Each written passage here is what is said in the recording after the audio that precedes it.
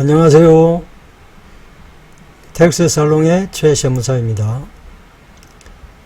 오늘은 가족 간의 검정거래가 무조건 정려인가 하는 그런 주제로 이야기를 해보겠습니다.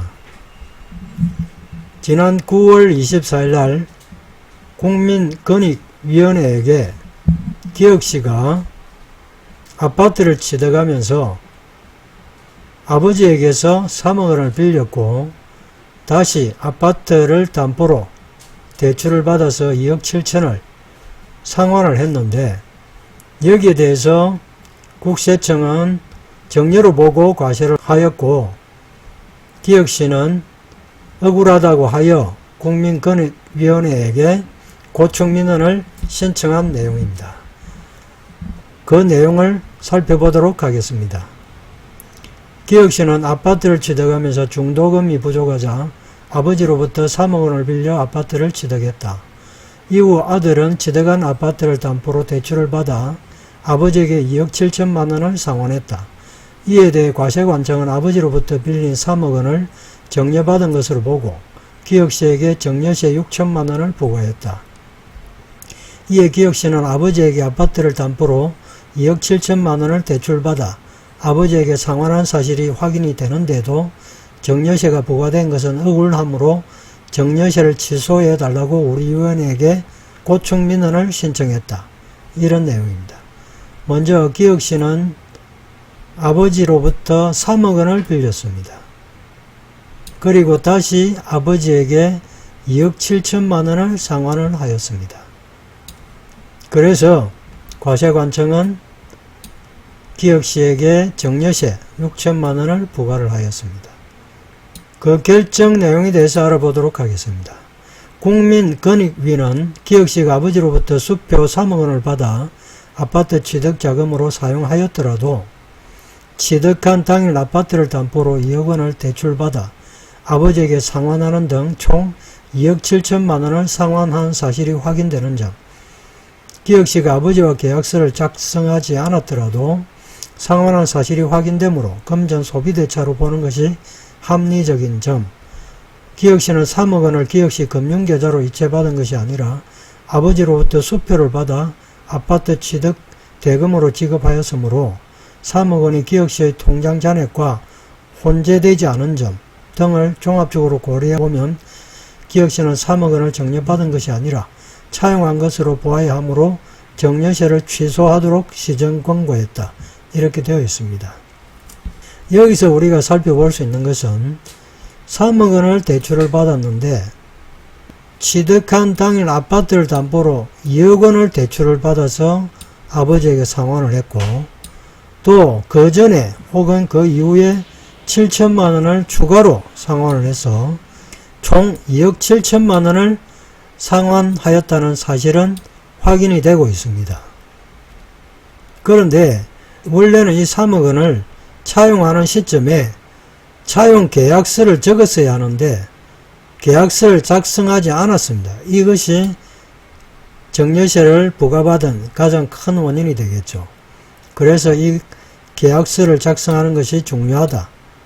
이런 이야기가 되겠고, 상환한 사실이 확인되므로 금전 소비대차라는 것이 차용을 한다는 것이죠. 돈을 빌려주고 빌려받은 것을 금전 소비대차라고 하는 것이니까 여기에 대해서 계약서를 작성을 하여야 하는 것이 원칙인데 하지 않았다고 해서 그러면 100% 정려인가? 그것은 아니라는 뜻이죠. 그래서 계약서를 작성하지 않았더라도 상환한 사실이 확인되면 금전 소비대차가 맞다 하는 것입니다.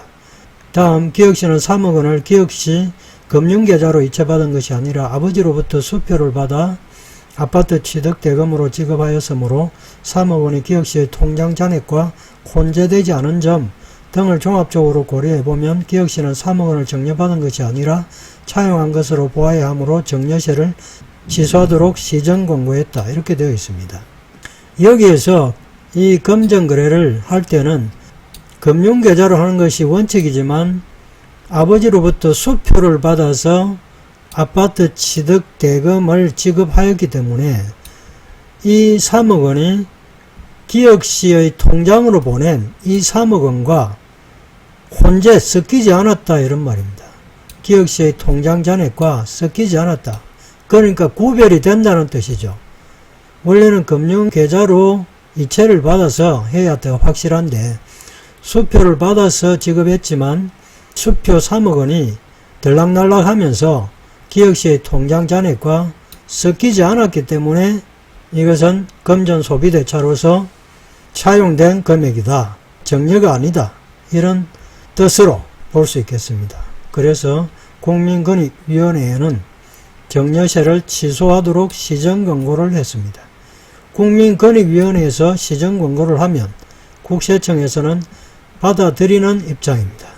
그렇기 때문에 정려세가 부과가 취소가 된 것이죠. 결론을 보면 가족간 금전거래를 무조건 정려로 보아 정려세를 부과하는 것은 부당하다. 차용과 상환이 실제로 이루어졌다면 차용액을 정려로 보아 부과한 정려세 부과 처분은 취소해야 한다. 여기서 우리가 알 수 있는 것은 가족 간에 금전 소비대차를 할 때는 반드시 차용증서, 계약서를 작성을 해야 되겠다. 또 그 금전의 입출금은 반드시 금융계좌로 하여야 하겠다. 이런 것을 알 수 있습니다. 다음에 이것과 관련해서 금전 무상 대출 등에 대한 이익의 정려에 대해서 살펴보도록 하겠습니다. 금전에 대해서 무상으로 대출을 하게 되면 거기에 따른 무상 대출의 이익을 정려로 봐서 과세를 하게 되는데 그러한 내용입니다. 상속세 및 정려세법 제41조의 4 금전 무상 대출 등에 따른 이익의 정려입니다. 1항을 보면 타인으로부터 금전을 무상으로 또는 적정 이자율보다 낮은 이자율로 대출받은 경우에는 그 금전을 대출받은 날에 다음 각 호의 구분에 따른 금액을 그 금전을 대출받은 자의 정려재산가액으로 한다. 다만 단서 규정입니다. 다음 각 호의 구분에 따른 금액이 대통령령으로 정하는 기준금액 미만인 경우는 제외한다. 본문 여기까지가 여기에 해당되는 내용이고 이 단서 규정은 여기에 해당되는 내용이 되겠습니다. 먼저 본문의 다음 각 호의 구분에 따른 금액을 그 금전을 대출받은 자의 정려재산가액으로 한다고 했으니까 1호 무상으로 대출받은 경우에는 대출금액의 적정 이자율을 곱하여 계산한 금액 이것이 정려재산가액이 되고 2호는 적정 이자율보다 낮은 이자율로 대출받은 경우에는 대출금액의 적정 이자율을 곱하여 계산한 금액에서 실제 지급한 이자 상당액을 뺀 금액으로 한다. 이렇게 되어 있습니다. 그 다음에 2항을 보면 제1항을 적용할 때 대출기간이 정해지지 아니한 경우에는 그 대출기간을 1년으로 보고 대출기간이 1년 이상인 경우에는 1년이 되는 날이 다음 날에 매년 새로 대출받은 것으로 보아 해당 정려재산가액을 계산한다. 이렇게 되어 있습니다. 그래서 1년이 되는 날에 매년 새로 대출받은 것으로 본다고 했으니까 1년 기준으로 이자를 계산하겠다. 그런 내용이죠. 그 다음에 3항을 보면 특수관계인이 아닌 자 간의 거래인 경우에는 특수관계인 간의 경우에는 1항과 2항이 적용이 되는 것이고 특수관계인이 아닌 자 간의 경우에는 거래의 관행상 정당한 사유가 있으면 이 금전 무상 대출 등에 따른 이익의 정려는 해당이 없고 정당한 사유가 없을 경우에 한정하여 제1항 금전 무상 대출 등에 따른 이익의 정려 이 규정을 적용한다. 이런 내용입니다. 다음에 사항은 제1항에 따른 적정 이자율 정려일의 판단 및 그 밖에 필요한 사항은 대통령령으로 정한다. 이렇게 되어 있습니다. 그럼 여기에서 특수관계인이든 특수관계자가 아니든 거래의 관행상 정당한 사유가 있는 경우라면 해당이 없지만 없는 경우에는 1항을 적용하는 것이니까 1항을 적용받는 것은 특수관계인, 특수관계인이 아닌 경우를 구분하지 않는 것으로 볼 수 있겠습니다. 그러면 다음 각 호의 구분에 따른 금액이 대통령령으로 정하는 기준금액 미만인 경우에는 제외한다 이렇게 되어 있으니까 대통령령으로 정하는 기준금액 미만인 경우에는 금전 무상 대출 등에 따른 이익의 정려로 보지 않는다 하는 내용이 되겠습니다. 그 기준금액이 얼마인지를 살펴보도록 하겠습니다. 상속세 및 정려세법 시행령 제31조의 4 금전 무상대출 등에 따른 이익의 계산 방법 등의 규정입니다. 1항에 법 제41조의 4 제1항 각호 외의 부분 본문에서 적정 이자율이란 당좌 대출 이자율을 고려하여 기획 재정 불응으로 정하는 이자율을 말한다. 다시 기획 재정 불응으로 위임을 해놓았습니다. 다만 법인으로부터 대출받은 경우에는 법인세법 시행령 제89조 제3항에 따른 이자율을 적정 이자율로 본다. 여기는 금전 무상대출 등에 따른 이익의 정려 이 부분에서 기준금액을 살펴보는 것이니까 2항을 보도록 하겠습니다. 법 제41조의 4 제1항 각호 외의 부분 단서에서 대통령령으로 정하는 기준금액이란 1천만원을 말한다. 즉 대통령령으로 정하는 기준금액 1천만원 미만인 경우에는 금전 무상대출 등에 따른 이익의 정려로 보지 않는다. 이런 얘기입니다. 그 대출기간을 1년 기간으로 계산하는 것이죠.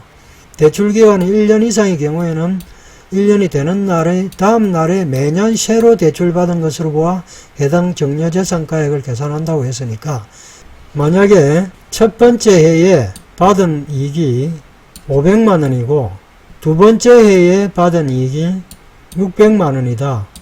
이렇게 되면 합하면 1100만원이 되는데 이 경우에는 어떻게 되겠습니까?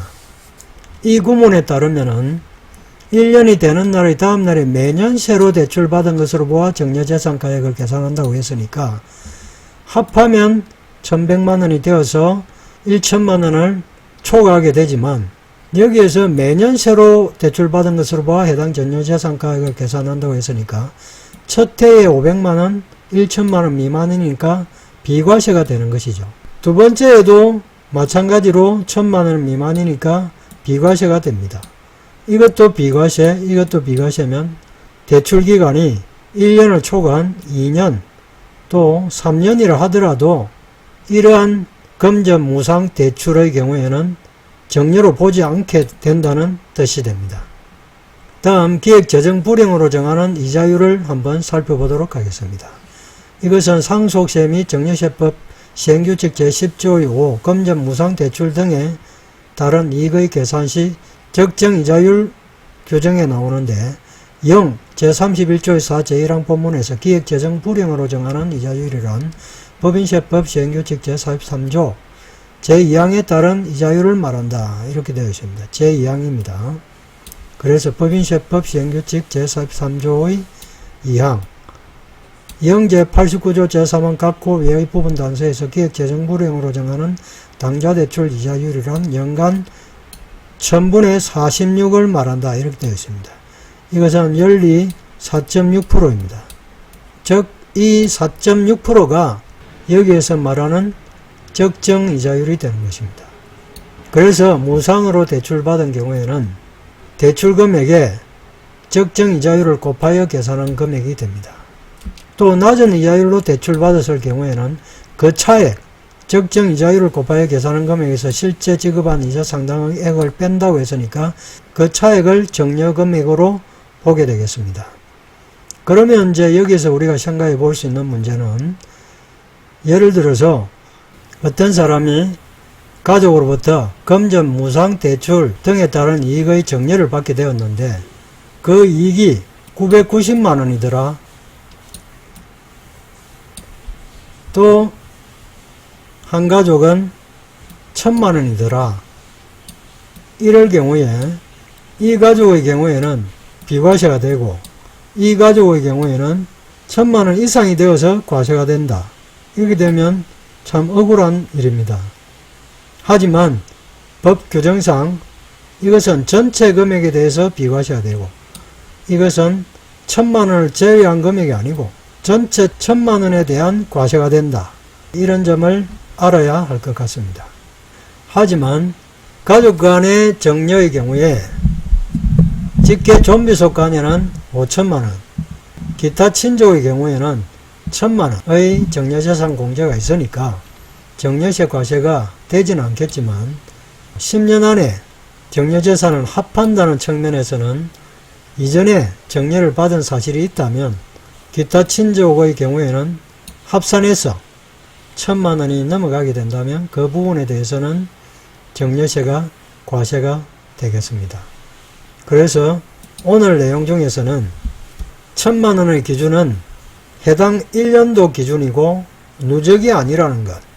두 번째는 정려금액은 1000만원을 초과할 경우에 1000만원을 차감한 금액이 아니고 전체 금액에 대해서 정려세를 부과받는다. 그런 내용을 우리가 살펴볼 수 있을 것 같습니다. 또 받은 이익이 1000만원일 경우에 적정이자율 4.6%로 나눠보면 4.6%는 0.046이 되죠. 약 2억 1739만 1304원이 됩니다. 즉 2억 1739만 1304원 미만을 빌리면 정려세 과세가 되지 않는 것입니다. 그래서 이 금액 미만으로 돈을 빌리고 차용증서를 적어 놓으면 금전 무상 대출에 대한 이익의 정려세를 내지 않아도 되겠습니다. 또 여기에서 이야기한 가족 간 금전 거래가 정려로 보게 되면 이 3억 전체를 정려가액으로 보는 것이기 때문에 여기에서 이야기하는 이익의 정려와는 내용이 다른 것입니다. 이것은 이익의 정려고 여기에서 결정한 것은 3억 차용 금액 전체에 대한 정려입니다. 물론 3억 원의 차용은 적정이자 1000만원에 해당하는 2억 1739만 1304원보다는 크기 때문에 금전 무상 대출에 따른 이익의 정려세는 부과 대상이 될 것입니다. 그래서 이 두 개의 내용이 참고로 우리가 살펴보는 것이지 일치되는 내용은 아닙니다. 오늘은 가족 간 금전 거래가 무조건 정려인가 하는 내용에 대해서 지난 9월 24일 날 국민권익위원회에서 결정한 내용을 중심으로 살펴보았고 또 그와 유사한 측면을 가지고 있는 금전 무상 대출 등에 따른 이익의 정려에 대해서도 알아보았습니다. 들어주셔서 감사합니다.